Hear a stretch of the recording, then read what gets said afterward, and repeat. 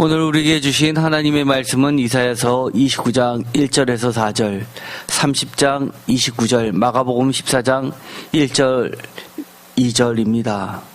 제목을 다 함께 읽어보겠습니다.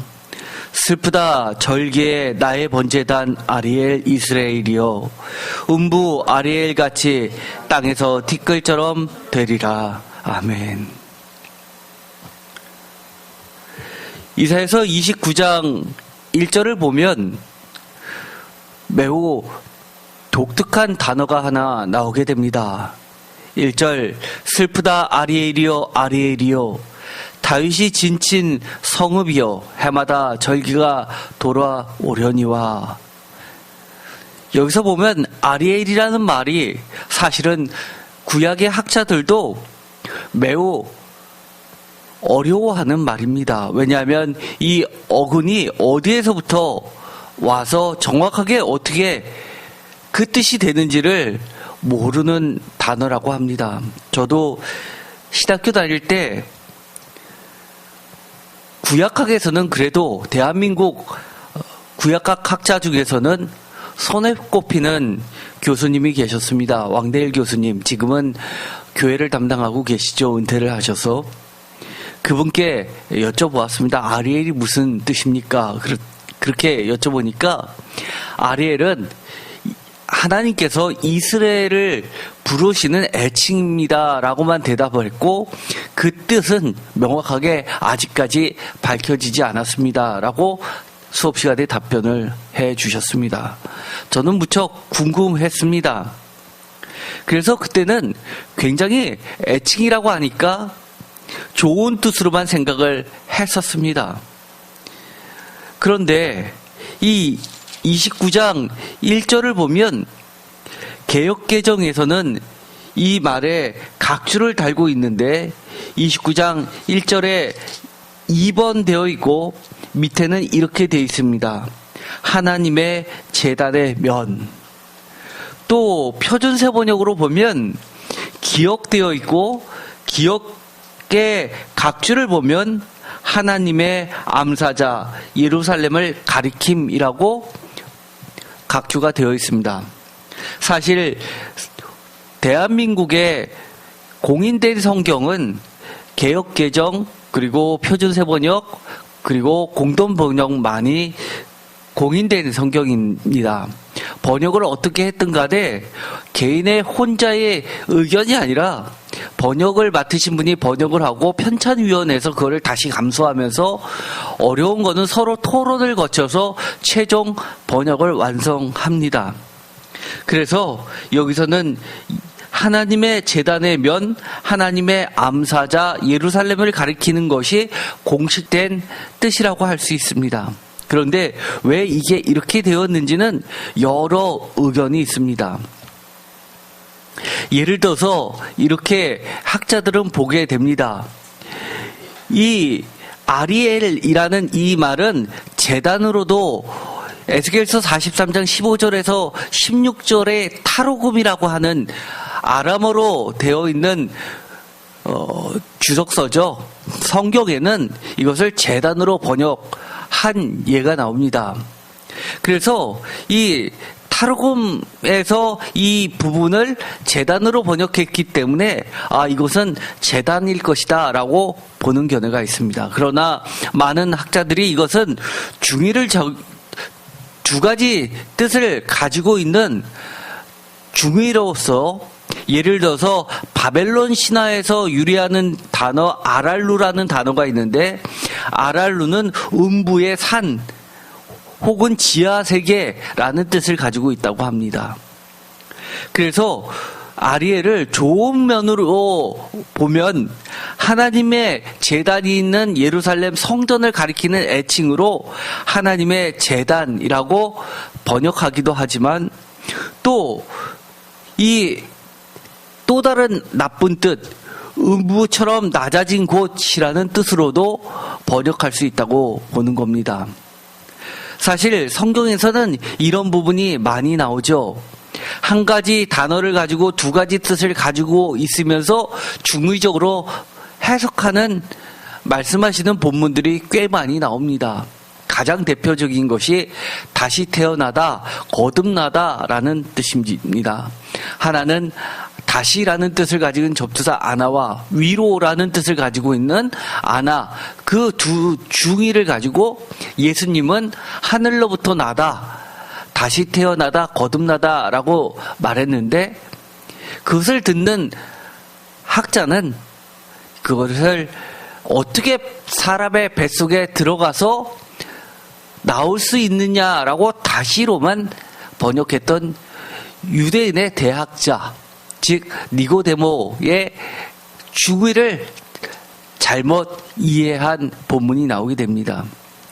그런데 이사야서 29장 1절은 이것을 두 가지 뜻 모두를 일부러 하나님께서 중의적으로 사용하시고 계신 겁니다. 1절, 슬프다 아리엘이여 아리엘이여, 다윗이 진친 성읍이여 해마다 절기가 돌아오려니와. 이 슬프다라는 말만 빼면 아리엘은 명확하게 절기가 돌아오는 다윗의 성 예루살렘 성의 좋은 뜻일 것이 분명합니다. 여기서는 아리엘을 하나님의 제단의 면인 하나님의 번제단, 그리고 이 다윗을 상징하는 사자를 지칭해서 하나님의 암사자 격으로서 이것을 사용했을 것으로 보입니다. 절기가 무엇입니까? 사실 절기는 특별히 이스라엘에게, 그리고 특히 예루살렘 성전이 있는 남유다에게 있어서는 절기는 너무너무나 중요하고 예루살렘을 대변하는 특징적인 단어입니다.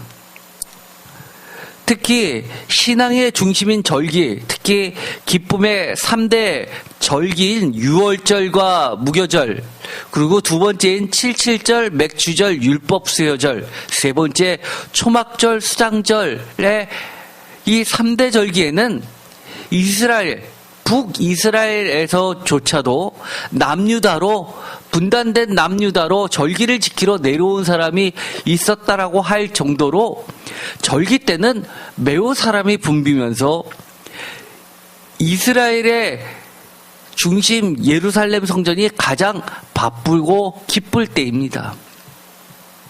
성전에서 가장 바쁘고 중요한 때입니다. 세 번째는 그 절기를 맞이해서 이 성전을 찾는 사람은 단순히 성전을 보고 갔다라고 하는 것이 아니라 하나님의 임재를 기대하고 믿고 하나님을 만나는 대표적인 때라고 생각을 한 겁니다. 네 번째는 회복과 번영의 축복이 이루어진다고 믿고 있는 때입니다. 7절, 맥주절, 율법수여절 또는 초막절, 수장절 같은 경우는 100% 이것은 하나의 농사와 추수와 관련된 절기에서 유래했을 것으로 추정합니다. 물론 이 초막절은 광야에서의 초막을 짓고 사는 사람들의 삶을 결합한 것이긴 하지만 그래도 이 원래의 유래는 농사와 더 깊이 관여되어 있을 것으로 보는 겁니다. 어쨌든 이 셋 모두 이스라엘의 역사에 있어서 빼놓을 수 없을 정도로 회복이나 번영의 축복이 이루어지는 때라고 보았던 겁니다. 그런데 2절을 보면 1절에 슬프다라고 이야기하는 것과 맞물려서 왜 이렇게 기쁘고 즐겁고 축복이 임하고 하나님을 만나고 그리고 여러 곡식들을 거둬들여서 기쁨의 제물을 드리러 제단을 찾는 이들에게 왜 슬프다고 하셨는지 그 이유를 알게 해줍니다. 2절, 내가 아리엘을 괴롭게 하리니 그가 슬퍼하고 애곡하며 내게 아리엘과 같이 되리라 라고 이야기하고 계시기 때문입니다. 내가 너 아리엘을 포위하고 치겠다. 나의 번제단이라고 불리던 너를 칠 터이니 내가 슬퍼하고 통곡할 것이다 라고 하면서 1절에 이 절기가 기쁨이 갑자기 슬픔과 애곡으로 괴로움으로 바뀌게 되는 배경을 이야기하고 있습니다. 그러면서 3절에 내가 너를 사면으로 둘러 진을 치며 너를 애워 대를 쌓아 너를 치리니 라고 하는 이 3절의 말씀은, 이 3절의 말씀 때문에 많은 학자들이 이 29장을 근거로 해서 제1 이사야서가 제일 먼저 쓰여진 것이 아니라 오히려 이 3 이사야서 다음에 맨 마지막에 최종 편집이 되었다고 주장하는 근거도 됩니다. 왜냐하면 에스겔서를 보면 예루살렘의 최종 멸망할 때의 모습이 나오는데, 거기에서 보면 이 토성을 쌓고 그리고 예루살렘 성전을 공격하는 그런 전투의 모습이 여러 차례 나오게 되는데, 그때도 사면에 둘러 진을 치고 애워 대를 쌓아 치는 모습이 나오기 때문입니다. 그래서 이 3절의 말씀은 이미 예루살렘 함락을 경험했던 자가 그 전부터 이사야 시대 때부터 내려오던 그 예언과 맞물려서 이 3절을 보다 구체적으로 명확하게 편집해서 넣었을 것으로 보는 매우 중요한 절이기도 합니다. 그런데 이 4절에 보면 아리엘을 왜 음부로 보는지, 왜 부정적으로 보는지가 자세히 기록되어 있습니다. 내가 낮아져서 땅에서 말하며 내 말소리가 낮이기 티끌에서 날 것이라. 내 목소리가 신접한 자의 목소리같이 땅에서 나며 내 말소리가 티끌에서 짓걸이리라 라고 하면서 매우 들뜨고 기쁘고 즐거웠던 이 이스라엘, 특별히 예루살렘의 절기를 맞은 백성들이 정말 티끌을 뒤엎고 음부에서나 먼지 나는 바닥 속에서 중얼거리는 소리와 같이, 그렇게 유령의 소리와 같이 바뀔 것이라고 이야기하고 있습니다. 사실 오늘은 이 고난주간 중에서 어떻게 보면 가장 중요한 날이라고도 할 수 있는 날입니다. 공식적인 일정들을 모두 마치시고 가장 바빴던 화요일을 지나 수요일에, 오늘에 가장 결정적인 십자가의 길로 들어서는 날이기 때문입니다. 우리가 복음서를 보면 예수님의 일주일간의 행적 중에서 이 수요일 날 그 유명한 가룟 유다의 배반이 나오게 됩니다. 그리고 가룟 유다의 배반과 더불어서 성전을 지키는 고위층들, 즉 대제사장과 바리새인들과 서기관들과 성전문을 지키는 여러 군인들이 합작하여 예수를 죽일 것을 구체적으로 논의하는, 작정하는 시간이 바로 오늘 수요일이기 때문입니다. 이 수요일을 기점으로 예수님의 그 십자가 사건은 확정적으로 바뀌게 됩니다. 오늘의 말씀을 굳이 이 수요일 날 했던 이유도 1절에 해마다 절기가 돌아오려니와 라고 하는 이 29장의 말씀 때문입니다. 절기, 특별히 예수님이 맞이하셨던 그 절기는 유월절입니다. 유월절은 어떤 날입니까? 애굽으로부터 해방을 이룬 날입니다. 이스라엘 민족들에게 있어서 이 유월절은 해방절입니다. 하나님의 놀라운 기적적인 방법으로, 세상에 볼 수 없는 방법으로 구원이 이루어지는 날이기 때문에 그 어떤 날보다도 중요하고 또 기쁨의 날입니다. 기쁘고 즐겁고 새로운 변화를 꿈꾸는 이 유월절이 갑자기 슬픈 날로 바뀌게 됩니다. 누가복음 19장 41절에 보면 이 이사야서 29장에 하나님이 절기를 맞이해서 즐거워하셔야 될 그 시점에 오히려 슬프다고 하셨던 그 말씀처럼 누가복음 19장 41절에도 예수님의 성을 보시고 우시는 장면이 나오게 됩니다. 성경에서 예수님의 우시는 장면은 그렇게 쉽게 보이지 않습니다. 대표적인 것이 누가복음 19장 41절 오늘의 말씀의 본문이고, 또 한 군데 나오는 것이 죽은 나사로를 생각하시면서 눈물을 흘리시는 모습이 나옵니다. 누가복음 19장 41절 가까이 오사 성을 보시고 우시며 이르시되 너도 오늘 평화에 관한 일을 알았더라면 좋을 뻔하였거니와 지금 내 눈에 숨겨졌도다. 43절 날이 이를지라 내 원수들이 토둔을 쌓고 너를 둘러 사면으로 가두고 또 너와 및 그 가운데 있는 내 자식들을 땅에 메어치며 돌 하나도 돌 위에 남기지 아니하리니 이는 내가 보살핌 받는 나를 알지 못함을 인함이니라 하시니라. 그러시면서 성전에 들어가시는 예수님이 나오게 됩니다. 여기서 보면 날이 이를지라 내 원수들이 토둔을 쌓고 너를 둘러 사면으로 가두고 라고 하는 이 43절의 말씀과 이사야서 29장 3절에 있는 이 말씀은 대깔꼬마니처럼 그렇게 평행을 이루고 있습니다. 여기서는 토둔, 흙을 쌓아서 토성을 만들어서 그 높은 곳에서 예루살렘 성을 공략하던 로마의 최후 함락 작전을 생각나게 합니다. 누가복음 21장 20절 너희가 예루살렘이 군대들에게 에워싸이는 것을 보거든 그 멸망이 가까운 줄을 알라. 멸망, 그 도시의 파멸이라고 표준세 번역을 번역하고 있습니다.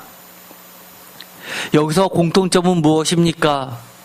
사람들이 절기를 맞이해서 해마다 절기가 돌아와서 예루살렘 성전을 바라보면서 그들이 기대했던 사람들의 시각과 예루살렘 성전을 바라보면서 보시는 예수님과 하나님의 시각이 얼마나 다른지를 보고 있는 겁니다. 어떻게 보면 정반대라고 할 수 있습니다. 절기를 바라보는 사람들과 하나님의 시각차는 얼마나 차이가 날까요? 단순하게 먼저 하나님이 바라시는 절기란 무엇입니까? 이것은 우리가 이미 짐작하였듯이 신명기 16장 16절에 보면 이렇게 하나님은 명령하시는 것을 통해서 하나님이 원하시는 절기를 우리는 알 수 있습니다.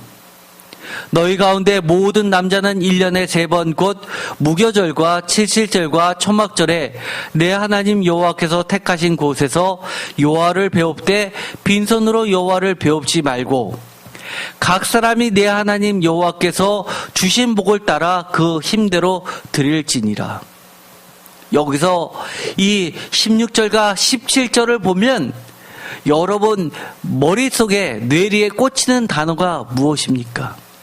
빈손으로 여호와를 배웁지 말고 라는 말이 제일 먼저 꽂히나요? 아니요.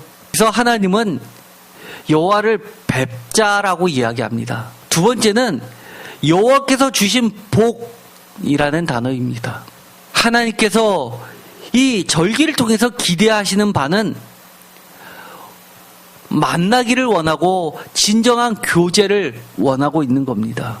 그러면서 각 사람들은 어떻게 해야 되냐면 여호와께서 주신 복을 생각해 보라는 겁니다. 하나님께서는 여러분들을 부르시는 이유가, 만나고 싶어 하시는 이유가 기본적으로 복 주시기를 원하시는 하나님이라는 겁니다.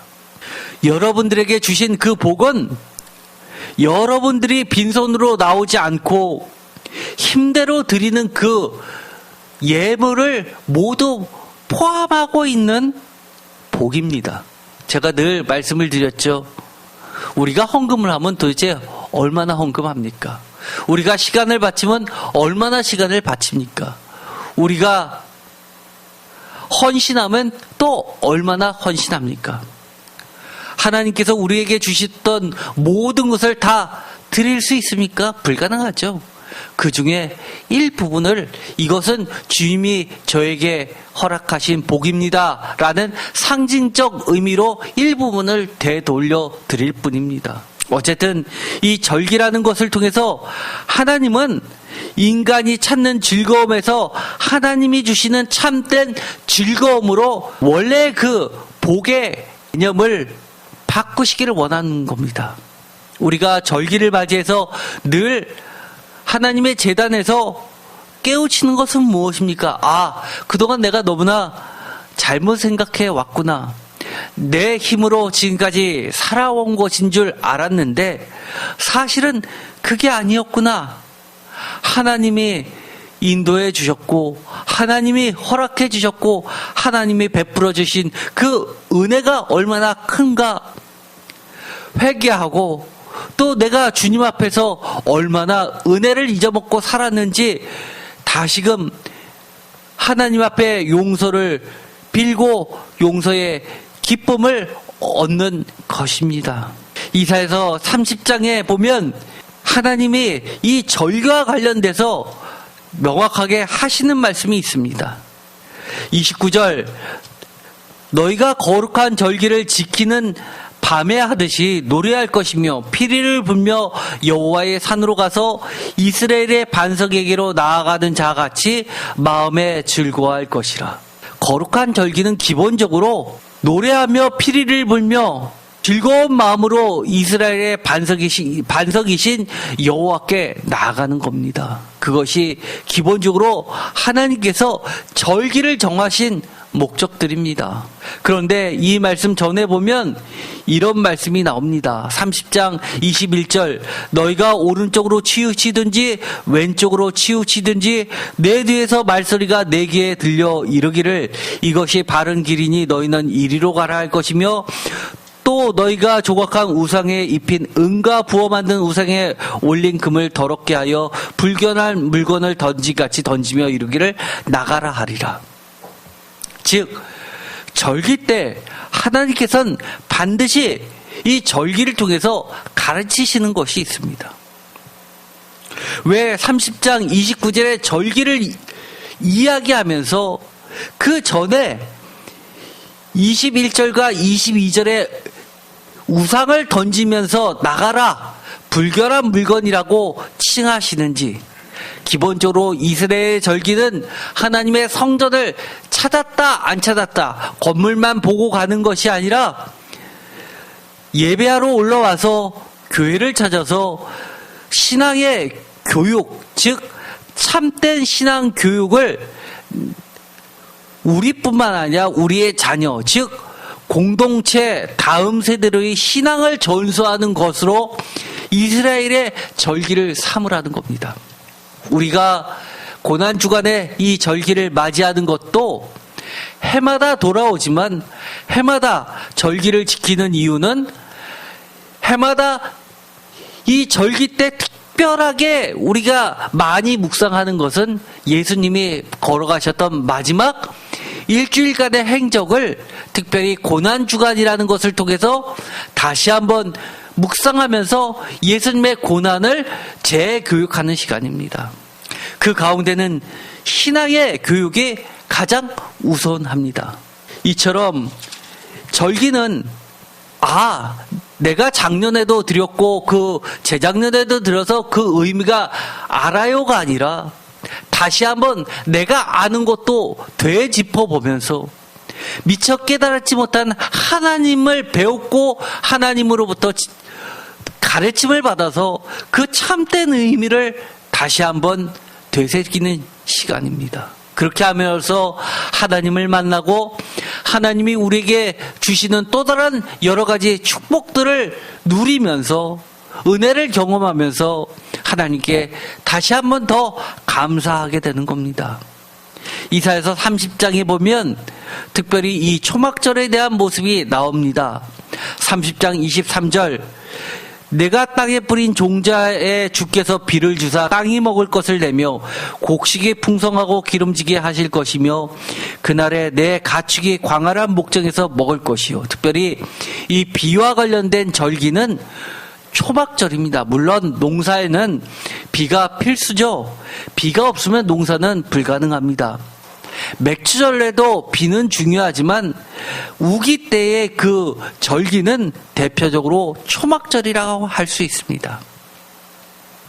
이처럼 이사야서 29장과 30장 계속해서 절기에 대해서 나오면서도 이 절기를 통해서 반드시 하나님께서 우리에게 주시는 메시지, 이것은 우리가 다시 한번 절기를 맞이하여 마음속에 깊이 새겨야 할 단어들입니다.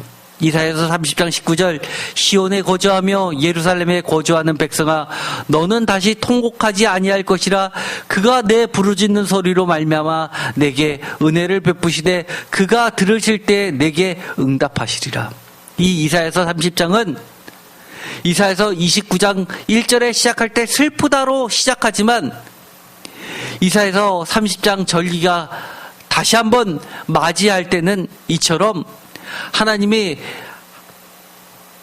우리들을 맞아 주시면서 만나시면서 이 슬픈 절기가 다시는 통곡하는 절기가 아니라 정말 기쁨의 절기, 다시 한번 하나님을 만난 기쁨을 우리에게 허락해 주시겠다는 겁니다. 한마디로 그거는 은혜 그리고 응답이라는 단어로 우리에게 전해주고 계십니다. 이사야서 30장 21절 여호와께서 자기 백성의 상처를 싸매시며 그들의 맞은 자리를 고치시는 날에는 달빛은 햇빛 같겠고 햇빛은 7배가 되어 7날의 빛과 같으리라. 상처를 싸매시며, 여러분들은 상처가 얼마나 깊어 보셨습니까?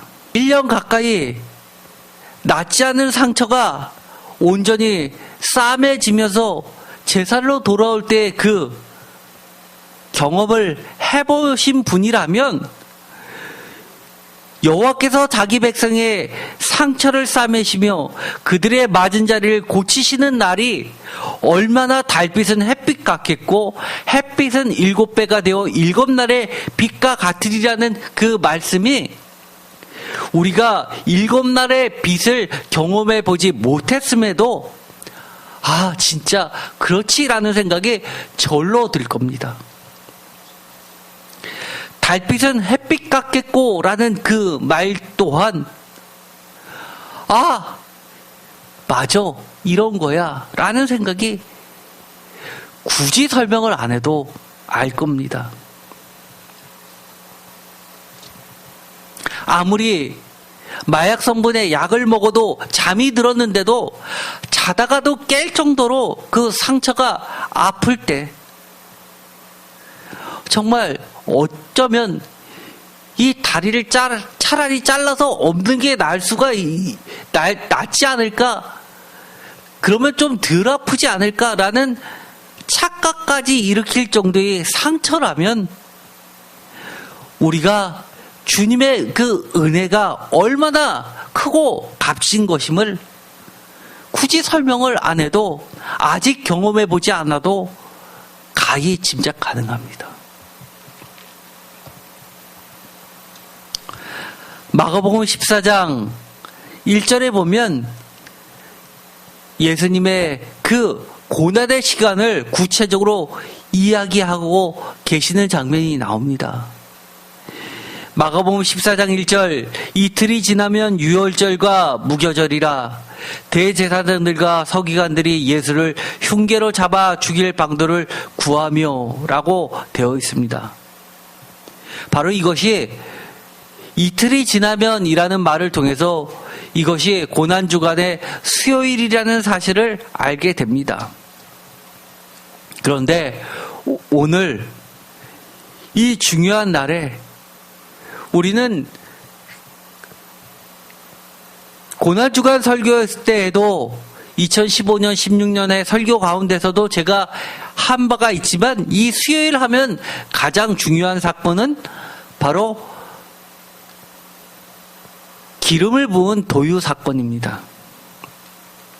그런데 이 기름을 부은 사건 앞뒤로 싸고 있는 이 이야기가 바로 음모와 배반의 이야기입니다. 수요일의 모든 바탕색은 이처럼 십자가의 길로 변곡점을 이루는 날이라는 겁니다. 종료주일날 예루살렘을 입성하신 예수님은 많은 사람들로부터 메시아 왕이라고 높임을 받았지만 이 마가복음 14장 1절이 되어서는 대제사장들과 서기관들과 바리새인들이 예수를 흉계로 잡아 죽일 방도를 구하는 구체적인 끔찍한 날이 돼버립니다. 거기다가 도유 사건이 지나고 나면 이 예수님의 최측근 12제자의 그룹 가운데 내부의 배반자 가룟 유다가 이들과 한패가 되어서 예수를 죽이게 구체적인 합작 작품이 나오게 됩니다. 그런데 2절에 보면 이르되 밀란이 날까 하노니 명절에는 하지 말자 하더라. 이것은 왜 그러냐면 우리가 요세푸스의 유대 전쟁사라는 것을 보면 예수님 시대에는 예수님 말고도 그 비슷한 시점에는 로마로부터의 독립을 꿈꾸면서 6월절에 자기가 제2의 모세라고 하면서 밀란을 일으켰던 자들이 여러 등장합니다. 심지어 어떤 사람은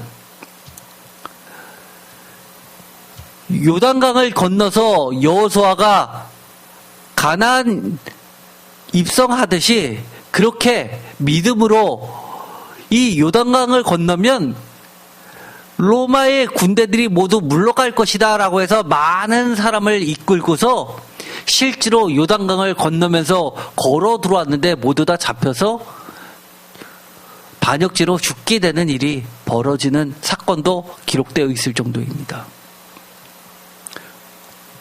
이처럼 이 6월절은 이스라엘 사람들에게 또 다른 해방을 꿈꾸는 매우 중요한 날입니다. 그래서 이 절기 때는 대제사장과 서기관들은 더 나아가서 바리새인들과 군인들은 이때만큼은 로마의 눈치를 봐야 되기 때문에 특별한 여러 가지 변수를 만들지 않기 위한 노력들을 상당히 기울였습니다. 그래서 성경에도 보면 군인들이 이 성전 가까이에 주둔하는 것을 보게 됩니다.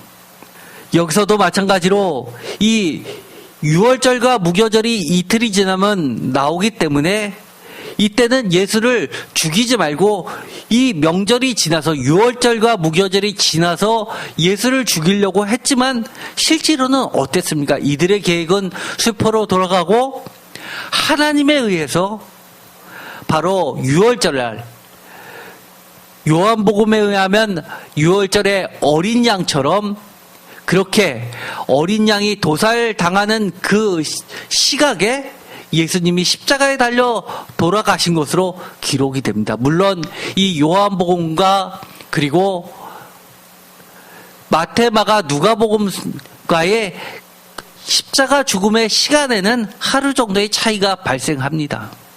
그러나 명확하게는 이 예수님의 십자가 죽음은 6월절의 어린 양의 죽음이라는 이 신앙 고백이 확실하게 자리 잡혔다는 것은 그만큼 예수님은 하나님의 구원 계획에 의하여 하나님의 주도적으로 이 십자가 사건을 이끌고 있다는 것을 증명해 주고 있습니다.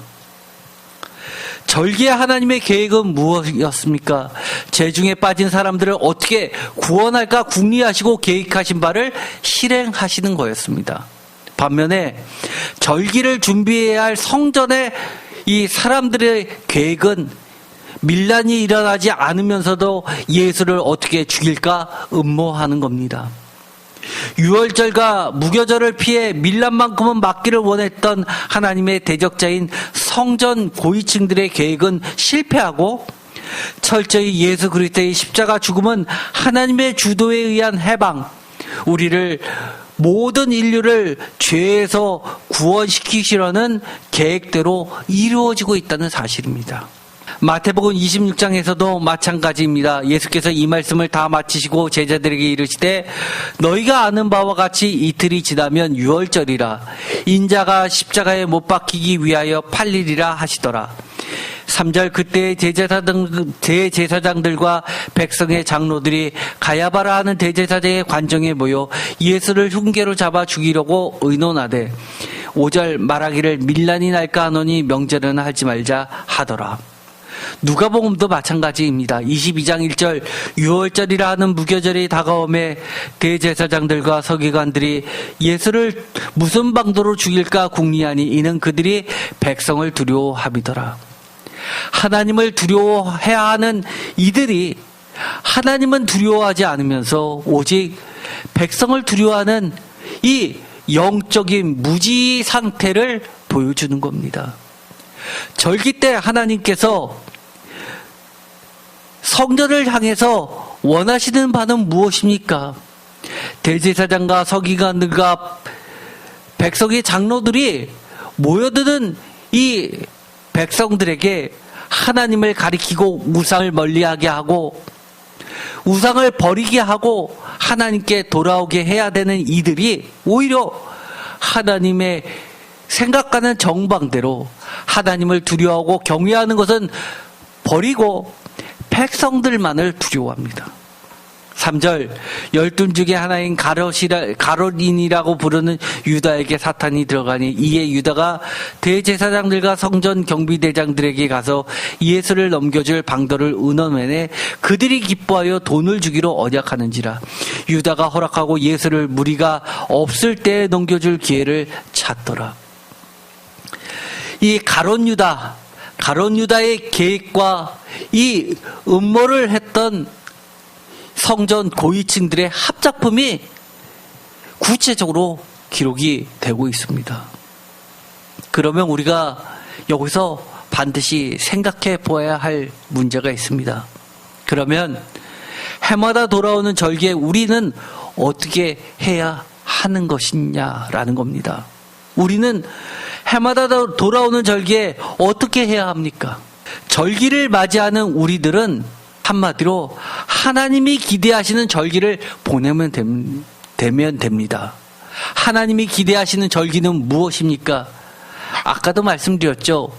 하나님의 대적자가 됐던 적그리스도가 됐던 그런 성전의 대제사장과 바리새인들과 장로들과 서기관들은 백성들은 두려워하면서도 하나님은 두려워하지 않았던 이들에게 이사야서 29장 23절에 그의 자손은 내 손이 그 가운데서 행한 것을 볼 때에 내 이름을 거룩하다 하며 야곱의 거룩하신 이를 거룩하다 하며 이스라엘의 하나님을 경외할 것이며 이스라엘의 하나님을 거룩하다 하며 경외하고 두려워하라는 겁니다.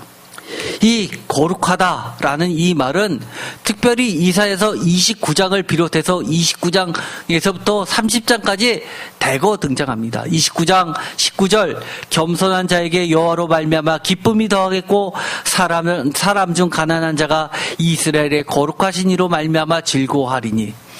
이사야서 30장 11절 너희가 바른 길을 버리며 첩경에서 돌이키라 이스라엘의 거룩하신 이를 우리 앞에서 떠나시게 하라 하는도다 라고 하면서 바른 길을 버리며 첩경 지름길에서 돌이켜서 멀리 돌아가라고 그렇게 이스라엘의 거룩하신 이를 멸시하는 장면이 나옵니다. 이사야서 30장 12절 이러므로 이스라엘의 거룩하신 이가 이같이 말씀하시되 너희가 이 말을 업신여기고 압박과 허망을 믿어 그것을 의지하니.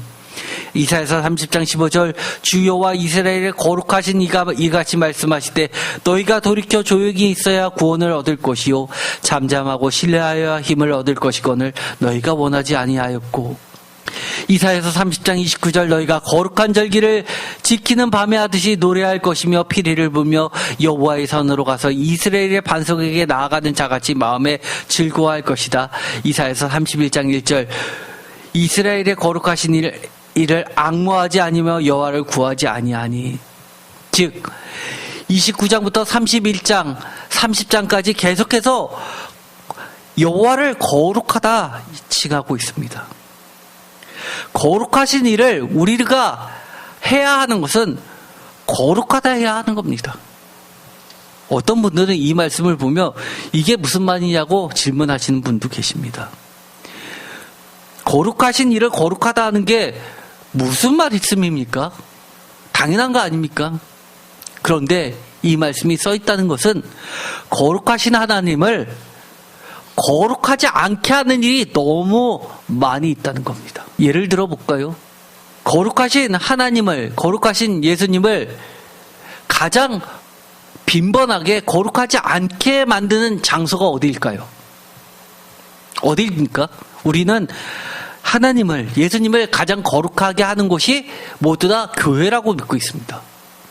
그런데 반면에 우리가 반드시 생각해 봐야 할 것은 이 거룩하신 하나님을 거룩하게 만들지 않는 것도 교회일 수 있다는 겁니다.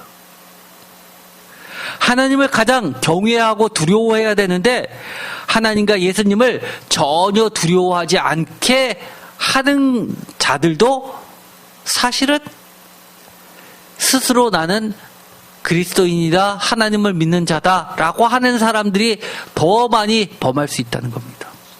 대표적인 것이 무엇일까요? 예수님께서 산상수훈에 계속해서 이야기하는 것은 너희는 이렇게 법에서 배웠지만 너희는 이렇게 했다라고 지적하는 것들입니다. 예를 들어서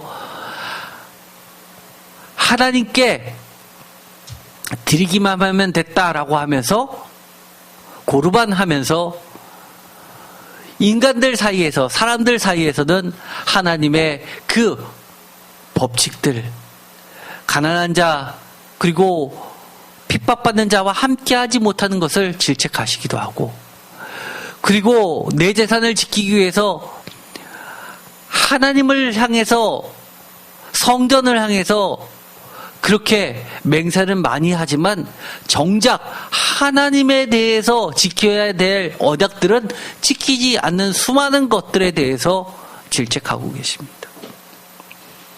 또한 우리는 우리가 하나님의 이름으로, 예수님의 이름으로 이러쿵저러쿵 하면서 하나님의 말씀을 자기의 논리대로 이럴 때는 이렇게 끼워 맞추고 저럴 때는 저렇게 끼워 맞추고 하는 자들은 아예 크리스찬들입니다.